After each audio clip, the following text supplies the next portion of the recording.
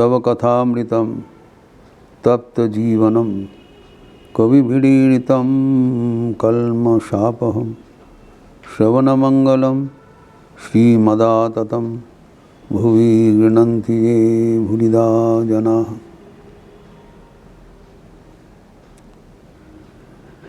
आज परम पावन शिवरात्रि है। अत्यंत महत्वपूर्ण पवित्र दिवस जो कि भक्तगण मनाते हैं। आज के विषय भगवान शिव को क्यों देवादिदेव महादेव कहलाता है। Why Shiva is called the God of gods, the greatest God, the original God.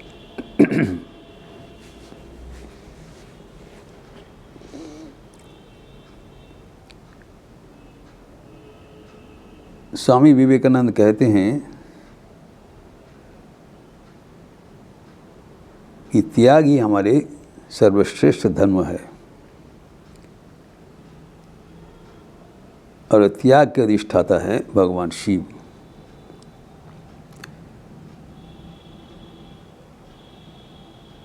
जब समुद्र मंथन हुआ था देवता एवं दानव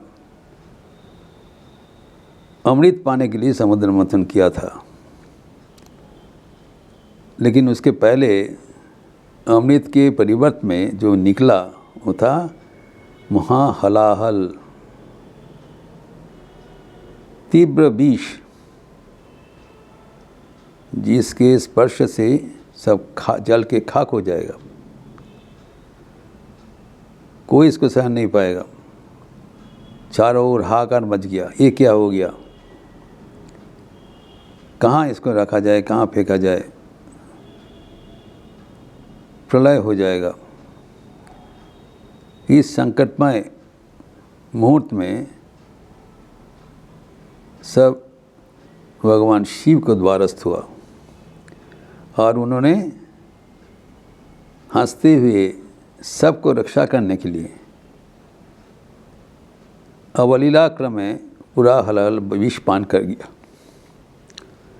और वो विष का इतना शक्ति है, वो अगर पूरा गलाधकरण करेंगे तो उनको भी नाश कर देगा। इसलिए वो सिर्फ गले में ही रख दिया, जगत को बचा लिया और अपने के बचाने के लिए गले में बीज धारण कर लिया बराबर के लिए। इसलिए उनको नीलकंठ कहलाता है। इसलिए कहा जाता है मान सहित विष खाए के शंभु भय जगदीश, बिना मान अमृत पिए राहु कटाई शीस। हम जानते हैं कब इसके बाद में जब अमृत उठा था तब दैत्यगण के भीतर राहु अपने को रूप छिपाकर देवताओं के बीच बैठकर वो अमृत पिया था, लेकिन उसको सीट कट गया। जिससे इंद्र का पहचान हुआ, सीट कट गया। सो खंडित शीश है, लेकिन शिव वो विष पान करके अमर हो गए। शिव जी को लय और प्रलय का देवता कहलाता है। लय मतलब जो हमारे सुर है, 6 राग एवं 36 रागिनी शुद्ध रूप से एकमात्र शिव जी ही उसको गा पाते हैं। कहा जाता है जब बेसुर में इसको गा कर इन लोग को अंग भंग कर दिया, इन लोग भगवान विष्णु के पास शिकायत किया कि हम लोग अभी अंग प्रत्यंग इन लोग विकृत कर दिया, हमें बचाइए। तब विष्णु भगवान बताए एकमात्र शिव तुमको बचा सकते हो, क्योंकि सूर्य के अधिष्ठात्री देवता है। जब उनको निवेदन किया तब एक सभा आवृत हुआ और उनमें भगवान शिव को गाने के लिए आमंत्रित किया। वैसी संगीत प्रस्तुत किया कि भगवान विष्णु भी वो सूर्य के जाल में गल गए और उनको पैर से वो तरल जो जल निकला वही गंगा हुआ। वही गंगा वाली ब्रह्मवारी है विष्णु का पदनिश्चित पानी, शिव जी का गान में भी हुआ था। दूसरे ओर से प्रलय का भी अधिष्ठात्री है। जब दक्ष यज्ञ हुआ था, शिव जी ऐसे नृत्य किया, पूरा त्रिलोक कांप उठे। तब भगवान विष्णु सती का देह खंडित करके 51 पीठ किया और शिव जी की तांडव खत्म करके जगत को बचाया। शिव जी ऐसे एक देवता है जो जिनको देवता दैत्य मानव सब मानते हैं। जो रावण है उनका गुरु भी शिव है। शिव सबको कृपा करते हैं, सब उनके पास जाते हैं, वो सबको आशीर्वाद देते हैं।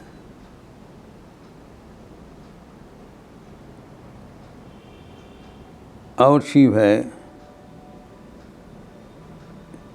जो रुद्र, इसको एक नाम है जो कि हमारे सारे कठिनाइयाँ, सारे विपद को नाश कर देते हैं। मंत्र में कहा जाता है तत्पुरुषाय विद्महे महारुद्राय धीमहि तन्नो रुद्र प्रचोदयात्। रुद्र का आघात से हमारे सारे प्रतिबंधकता नाश हो जाता है। इसीलिए एक रविंद्र संगीत में है, ओगो रुद्रो दुखे सुखे এই কথাটি বাজলো বুকে তোমার প্রেমে आघात আছে नाई को अवहेला। भक्तगण को कल्याण के लिए वो अपने त्रिशूल धारण करते हुए उनके प्रतिबंधकता नाश करते हैं, उनके कल्याण के लिए। जैसे डॉक्टर जब अस्त्रोपचार करते हैं, सर्जरी करते हैं, अंग काट देते हैं रोगी को बचाने के लिए। इसलिए शिव जी का परम कल्याण में रूप कहलाता है।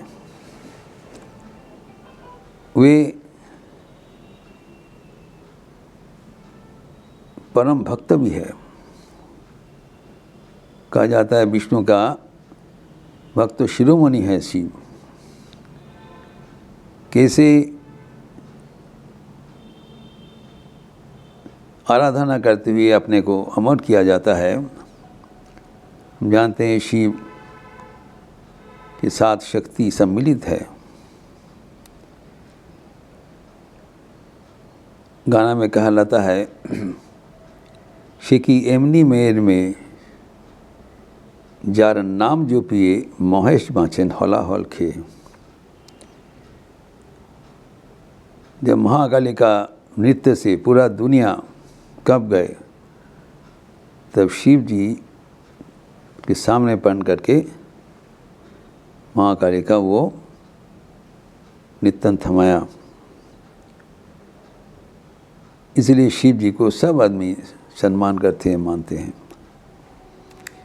उनके परम मंगलमय रूप इसलिए है कारण उनके सिर में स्वयं गंगा प्रवाहित हो रहा है। स्तव में कहा जाता है शशधर तिलक भालो गंगा जटाधर अंग लोए त्रिशूल रुद्र विराजे।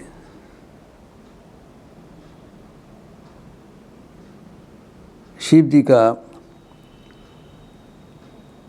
वैराग्य का, शिव जी को वैराग्य का अवतार कहलाता है। इसलिए सन्यासी का गुरु शिव को माना जाता है। एवं उनके एक दक्षिणामूर्ति रूप भी है। वो गुरु को भी परे हैं। गुरु को भी परम गुरु होता है, उसका भी परम गुरु होता है। आदि गुरु है शिव, इसलिए उसका देवादिदेव कहलाता है। सब भगवान का एक जन्म का कथा है। ब्रह्मा विष्णु को उत्पन्न किया, विष्णु ब्रह्मा को उत्पन्न किया, लेकिन शिव अपना स्वयंभू है। वे स्वयं अपने को उत्पत्ति किया है, उनका कोई उत्पत्ति नहीं है, इसलिए वो आदिदेव कहलाता है, ओरिजिनल गॉड। ठाकुर कह देते पाताल फोड़ा शिव, वो बसाना शिव न। एवं उनके साकार मूर्ति भी है, निराकार मूर्ति भी है, दोनों ही है। साकार मूर्ति में शिव का नाना प्रकार का मूर्ति हम पूजन करते हैं, फिर कम से कम शिवलिंग में पूजा करते हैं। और निराकार में तो उसको माना जाता है, ध्यान में लीन हो जाते हैं जब, वो शिव जी का और ब्रह्म रूप हम मानते हैं। जब ये शिव जी का रूप कल्पना किया जाता है, तब मन में उनको एक आशुतोष का भी रूप आता है। हम जानते हैं कि शिव जी के अंश में उनके जो परिवार गिरीश चंद्र घोष का आविर्भाव हुआ था। पार्षद जो ठाकुर उनको मानते थे, स्वामी जी मानते थे उनको। और शिव जी का जो स्तुति गिरीश चंद्र घोष ने लिखा है, अपूर्व स्तुति है। शिव जी का स्तुति में जो गिरीश चंद्र घोष का संगीत है, उसमें उनका जो चरित्र वर्णित हुआ है। उन्होंने कहा है बेल पाथा नय माथा पेते गाल बाजाले होय खुशी।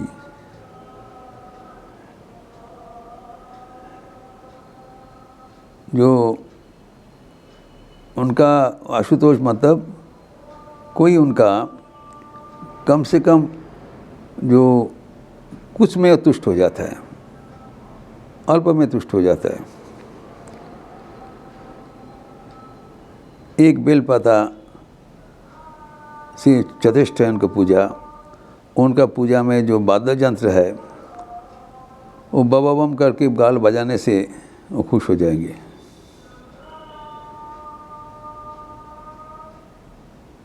भालो मंदो नय जे तार का क्षण है कि दोषी, किसी को दोष दर्शन नहीं करते हैं, अदोषदर्शी। स्वामी विवेकानंद के जैसे चरित्र है, किसी को दोष दर्शन नहीं करते हैं, शिवावतार थे।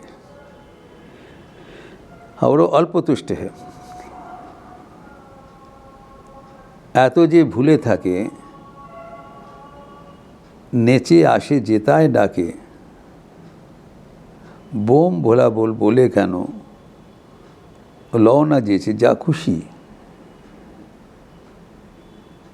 इतना तो कहा जाता है भोलानाथ सब कुछ भूल जाते हैं, किसी को दोष ये सब उनके मन में नहीं रहता है। लेकिन जो उनको पुकारेंगे वो तुरंत उसके दौड़ते आ जाएंगे। एवं आप जो की प्रार्थना करेंगे मंजूर कर देते हैं। उनकी दुर्बलता कहलाता है। जो कुछ चाहेंगे उसको प्रार्थना मंजूर कर देते हैं। ये शिव जी का एक कमियां है। भक्तोगण के लिए उदार हस्त है। ये कोई उनका कोई कमियां नहीं है, उदारता है। दे दो, जैसे स्वामी जी कहते जो कुछ है दे दो।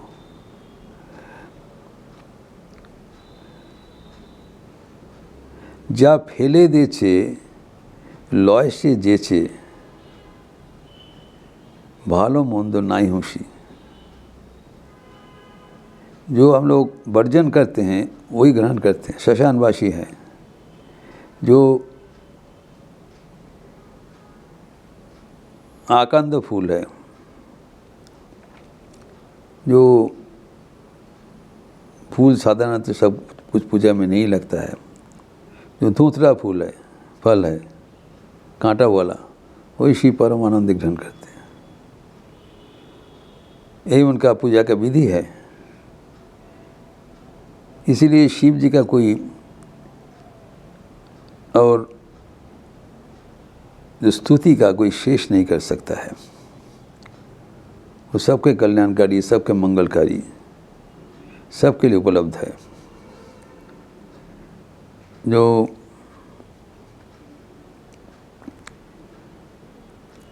हम जानते हैं कि उनकी जो स्तुति है, जो शिव महिमा स्तोत्रम, भगवान श्री रामकृष्ण उनके दक्षिणेश्वर में जानते दादा शिव मंदिर है। तो एक बार शिवरात्रि के पूजन के समय वो मंदिर का सीढ़ी पे बैठ के शिव महिमा स्तोत्र पाठ करते हैं, आवृत्ति कर रहे थे। तो पाठ करते समय और पाठ नहीं कर सका। शिव का जो गुनावली, वो रोने लगा उच्च स्वर से, महादेव गो आमी केमन करे तुम्हार गुणेर कथा बोलबो। ये बोलते हुए रोने लगा शिव का स्तुति में और समाधिस्थ हो गए। उस दिन वहाँ पर मथुर बाबू उपस्थित थे। ऐसी उनका अवस्था देखकर सब दौड़ के आए। मथुर बाबू भी दौड़ के आए, लेकिन सबको बता दिया इशारा करके, कोई कुछ नहीं बोलेगा, सब चुप कर बैठो। कुछ समय बाद जब उसका स्वाभाविक ज्ञान हुआ तो ठाकुर आश्चर्य होकर देखा चारों ओर बहुत आदमी बैठे हैं। तो मथुर बाबू को पूछा, कोई अन्याय तो नहीं कर लिया, कुछ गलती हो गया क्या? मथुर बाबू ने नहीं बाबा, आप महादेव का स्तव पढ़ रहे थे, हम लोग सुन रहे थे, इतना ही है। लेकिन वो जो अंश पढ़ते हुए वो उनका समाधि हो गया है, वो है शिव महिमा स्तोत्रम के एक बहुत ही विशेष स्तुति। वहाँ पर कहा गया है, असित गिरि समम स्यात् कज्जलम सिंधु पात्रे सुरतरुबर शाखा लेखनी पत्र मूर्वी लिखति यदि गृहीत्वा शारदा सर्वकालम तथापि तद महिम्ना ईश पारम न जाति। हे ईश, हे परम शिव, आपका स्तुति अवर्णनीय है। अगर मेरू पर्वत जो सियाई बने एवं महासमुद्र आपका सियाई बने, मतलब the महासमुद्र becomes the ink pot and the Meru Parvat becomes the ink. एवं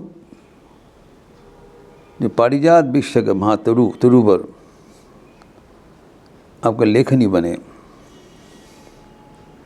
एवं जो लिखने वाली वो स्वयं शारदा सरस्वती बने, अति इससे आगे और कुछ नहीं हो सकता है। एवं शारदा अगर आपको स्तुति, आपको गुणावली लिखना शुरू करे, सर्वकालम निरंतर लिखते रहे, तथापि तब महिमना ईश पारम, तथापि तब उसको ख़त्म नहीं कर सकते हैं कभी। स्वयं माँ सरस्वती आपका यही इंतज़ाम लेके अगर दिन रात बराबर लिखते रहें तभी कभी इसका पार में नहीं जाएंगे। इसलिए कहा जाता है महेशान्नम परो देवो महिम न परो स्तुति ही अघोरान्ना परो मंत्र नास्ति तत्व गुरु परम। महेश के आगे और कोई भगवान नहीं हो सकता है। एवं महेश का जो स्तुति है शिव महिमा स्तोत्रम, इसकी भी आगे और कोई स्तुति नहीं हो सकता है। पुष्पदंत विरचित अमर स्तुति एवं जो अघोर मंत्र है इससे आगे और कोई मंत्र नहीं हो सकता है।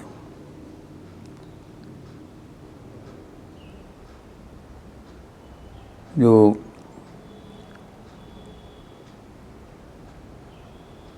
और गुरु का जो तत्व है उससे आगे कोई तत्व नहीं होता है। शिव है परम गुरु, शिव का आगे और कोई तत्व नहीं होता है।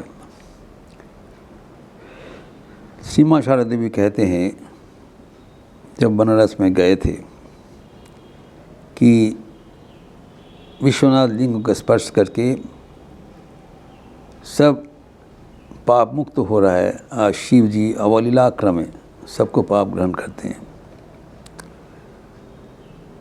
श्री मां शारदा भी इसको इनकार किया, ये पांडागण पैसा लेके इसको सबको छूने देते हैं, नहीं करना चाहिए। लेकिन शिव जी का कोई अर्पण नहीं है। अवलीला क्रम में वो जो हलाल पान किया था न केवल उस समय समुद्र मंथन काल में, अभी भी बराबर सबके पाप राशि अवलीला क्रम में ग्रहण करते हुए सबको पाप मुक्त करते हैं और अपने सबको पाप लेकर तो मंथन करके अमृत बना देते हैं। ये हमारे लिए एक शिव जी का जीवन परम शिक्षाप्रद है कि अगर किसी को सहारा करने से कमियां नहीं होता है, वो भरपाई हो जाता है, हम पूर्ण हो जाते हैं। आज परम शिवरात्रि का व्रत है। शिवरात्रि में कहलाता है इस दिन भगवान आशुतोष और भी आशुतोष बन जाता है। थोड़ा सा पूजा करने से, स्मरण करने से खुश होकर हम जो जो चाहते हैं पूर्ण कर देते हैं। इसीलिए इस दिन का महात्मा है, रात्रि जागरण होता है। कहानी में कहा जाता है कि एक दिन एक जो दस्यु वो चोरी करके जा रहे थे, रात हो गया, वनांचल में जाके एक पेड़ के ऊपर बैठ गया। एक बेल पेड़ था, बेल का पत्ता शिव जी का पसंद है, उनको पता नहीं था उस पेड़ का नीचे एक शिवलिंग था। फिर बारिश हो गया तो वो बारिश के वजह से एक पत्ते के नीचे अपने को झांक लिया। फिर रात्रि हो गया, जब देखा नीचे कुछ आवाज़ हो रहा है, वो भयभीत हो गया, उसको कांपने लगा और ऊपर से जो पत्ते में पानी था वो नीचे गिर गया और कुछ पत्ता भी गिर गया। जैसे गिरा देखा स्वयं शिव जी वहाँ पर वो आविर्भूत है, उनको बुला रहे हैं, वर प्रार्थना करो। मैं तुष्ट हो गए। उन्होंने कहा मैं तो परम दस्यु हूँ, पापी हूँ, आप कैसे मुझे वर दे रहे हैं? बोले नहीं, आज शिवरात्रि है, आप हमारे माथे में सिर में जल चढ़ाया और बेलपत्र अर्पण किया, मैं खुश हो गया। भाई एक्सीडेंट हुआ था तभी खुश है। यह है शिव जी का महात्मा। इसलिए आज शिवरात्रि के दिन रात भर रात्रि जागरण होता है, पूजा होता है रामकृष्ण मठ के विभिन्न केंद्र में, और यहाँ पर लखनऊ अष्टम में भी होगा। आप लोग सब स्वागत है। तो महादेव का आज स्मरण मनन करते हुए हम उनके अपूर्व चरित्र को अनुध्यान करेंगे। हम अपने को भी शिव जी के जैसे कल्याणकारी मंगलकारी रूप से बनाने का प्रयास करेंगे। ओम शांति शांति शांति। हरि ओम तत्सत। श्री राम कृष्णार्पणमस्तु। आज जैसे कहा गया शिवरात्रि है, रामकृष्ण मठ लखनऊ में बेलूर मठ की भांति रात्रिव्यापी, सारा रात्रिव्यापी शिवरात्रि पूजा होगी। पूजा संध्या रीति के उपरांत 7:30 बजे से शुरू हो जाएगा प्रथम प्रहर का, एवं 4 प्रहर में लगातार 4 बार शिव पूजा होगा। प्रथम प्रहर में भजन प्रस्तुत करेंगे स्वामी पारगानंद जी रामकृष्ण मठ लखनऊ के, एवं तबला में भातकांडे संगीत संस्थान का शिवम राज। पहले शिव महिमा स्तोत्रम होगा 7:45 बजे से, उसके बाद शिवनाम संकीर्तन होगा पारगानंद द्वारा। उसके बाद पुष्पांजलि 10:30 बजे। शिव डांस होगा, कोई बच्चे लोग शिव का रूप लेकर मंदिर में आरती के समय नाचते रहेंगे और भजन भी होगा। फिर द्वितीय प्रहर का पूजा शुरू हो जाएगा, एवं द्वितीय प्रहर में संगीत प्रस्तुत करेंगे श्री अनिमेश मुखर्जी, एवं तबले में श्री सुमित मल्लिक जी लखनऊ का, एवं पुनः शिव डांस होगा, एवं 1:30 बजे पुष्पांजलि। तृतीय प्रहर में फिर संगीत होगा, मंजीत सिंह जी संगीत प्रस्तुत करेंगे, सुमित मल्लिक तबला में संगत करेंगे, एवं 3:45 में पुष्पांजलि होगा। एवं आखिर में चौथा प्रहर में फिर पूजा शुरू हो जाएगा 4 बजे के बाद। 5 बजे मंगल आरती, एवं 5:15 बजे पुनः चौथा प्रहर का पुष्पांजलि। प्रत्येक प्रहर में भोग राग अर्पित होगा, पूरी सब्जी वगैरह सब पका हुआ अन्न दिया जाएगा। फिर 5:15 में चौथा प्रहर का पुष्पांजलि, एवं 5:20 से हवन। जो यहाँ पर फिजिकली उपस्थित रहेंगे उनके लिए प्रसाद वितरण 6 बजे से, और इंटरनेट में 4:30 प्रहर का पूजा, आरती, भजन, शिव डांस, कीर्तन वगैरह सब सुनाई देगा। आप लोग सब स्वागत है।